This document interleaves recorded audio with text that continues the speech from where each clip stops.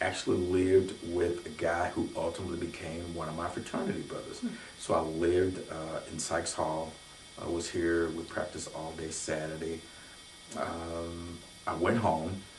Coach Gudger said, "Well, we won't offer you a scholarship, but you're certainly welcome to walk on." I had another scholarship at a junior college, but I didn't want to go to a junior college. Where I wanted to go was where I wanted to stay. I had friends who'd gone to junior college. They were horror stories.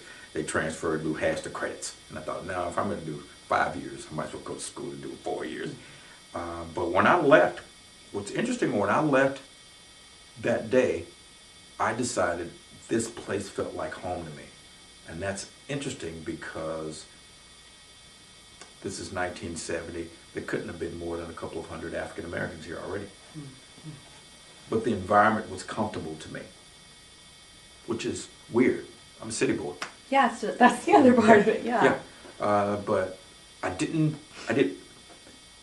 the campus felt comfortable to me. I didn't know anything about commerce itself. As a matter of fact, I had an aunt who told me, "You're making a big mistake. You shouldn't go there." What did she mean by that? I shouldn't go there because of the racism that I would experience. And I'm thinking, I'm going to get that anywhere. I mean, I can't hide the fact that I'm African American. So where am I going to go? Where do you want me to go? And my perspective at that time was, the world is not one race, one religion. I mean, this is a global community we live in. Why would I want to go to an all-black college? I already did the all-black thing before. I know what that's like. But I'm not going to live in an all-black world. And even though I tell people all the time, I wasn't the smartest student, because I didn't really aspire to do that. That wasn't my gift. My gift was connecting the dots socially and globally. I knew that I was going to have to compete when I graduated from college with people from all walks of life. Why did I want to limit myself to an all-black experience? That's not the world. So this is a practical decision. Was it also a political one at all, or no? You didn't. You weren't like trying to make a statement. You're just no. Yeah. No. I wanted to see. Well, I came here because college was the only option for me. Vietnam War was going on. The war was not an option for me. I guess in a roundabout way, I was making a political statement. Because had I been drafted, my older brother had already said, "You cannot go. I've already decided you will have to go to Canada. You will not go." And part of the Vietnam issue that I had was, in America, I had only just been allowed to go to school with the masses. And why would I go to Vietnam? Hell, I don't even know what Vietnam is. You know, at that point, I'm like, why would I go to Vietnam and fight a war? What did they do to us? No, they didn't bomb us at Pearl Harbor. That was somebody. What the heck did they do to us? And that was the general conversation in the black community. Why would I go and fight a war that I don't really understand? And then when I come back, what's in it for me? You still treat me as a second-class citizen.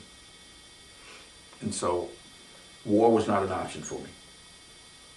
Did your brother end up going? No. No, okay. No. So the same thing, that it's the pact, we're not going to, No. Why? Who did anything to us? Yeah. You know? Yeah. Yeah. What influence did the civil rights movement have on you? That was going on in the 60s and all of the protests and then the legislation that went through Congress. Yeah, I was affected by, all of us were affected by it. The good thing for me and for probably a lot of my friends is that we had an upbringing that taught us to forgive.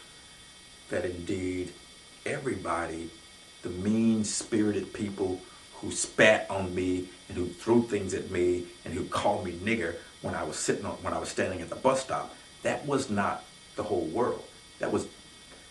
My anger was specific to people who had done me wrong, not to everybody. To live a life where I'm angry at everybody who's Anglo was nonsense. So in the church, I guess, in your home, what was Martin Luther King's presence? We knew the struggle. When he was assassinated, that just really devastated the African American community. Do you remember where you were when you heard the Oh yeah, yeah. Where were you? I was at school, and the very next day, I remember the day of the funeral, April 3rd, 1968. We didn't go to school. All the African Americans said, we will not go to school. 2 went to school. They decided, well, I'm going to school. We decided not to go to school because it was a day of mourning, and we're fully aware of the civil rights struggle. We grew up in a time where it was still said within our community, if you're going to go into an all-white community, don't go alone. There's power in numbers. So the marching just spoke to a practical level. Yeah, you were still, there were places that we were real conscious of the fact that harm could come to us, because we know there were mean-spirited people out there. But did we hate people? I didn't really hate people. It was the institution of racism that I hated, and that wasn't an individual. And that was always obvious to you. Oh, very obvious. Oh, yeah. Even it was obvious to everybody. Right. Yeah.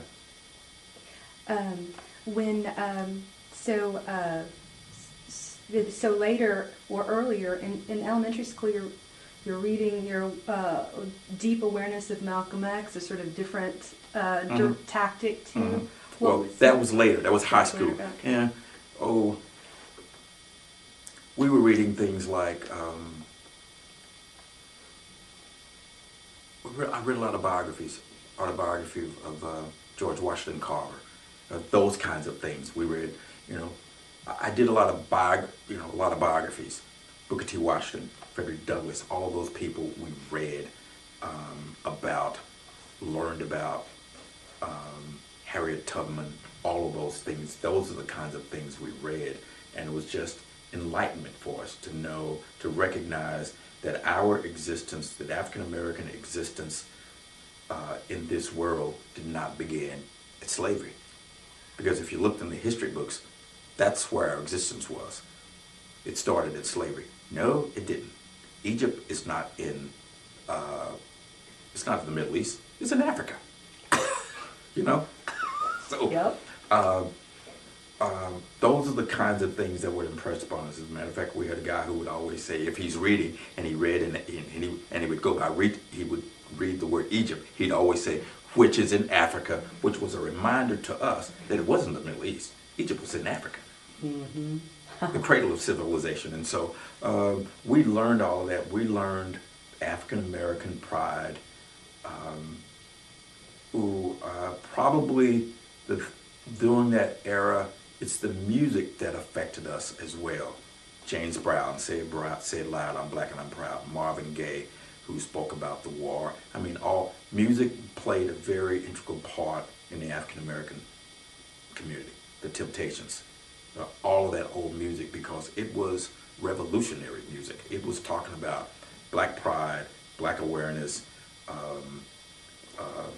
It was talking about, what's the guy's name? War, what is it good for? Absolutely not. Yeah, all of those kinds of things that we were conscious of, not only just what Martin Luther King was doing, but we were conscious also of what was going on with the black Muslims and with Malcolm X. And so there was somewhat of a dichotomy, the turn the cheek mentality versus if you hit me, I will knock you down. And that's the kind of mentality that we had. I still don't have a turn the other cheek mentality. Mm-hmm. I just never had it. I won't. But I will never disrespect you. But I won't let you disrespect me. Was there a sense among the blacks that things were getting better or they were getting worse during this period, the 60s, and their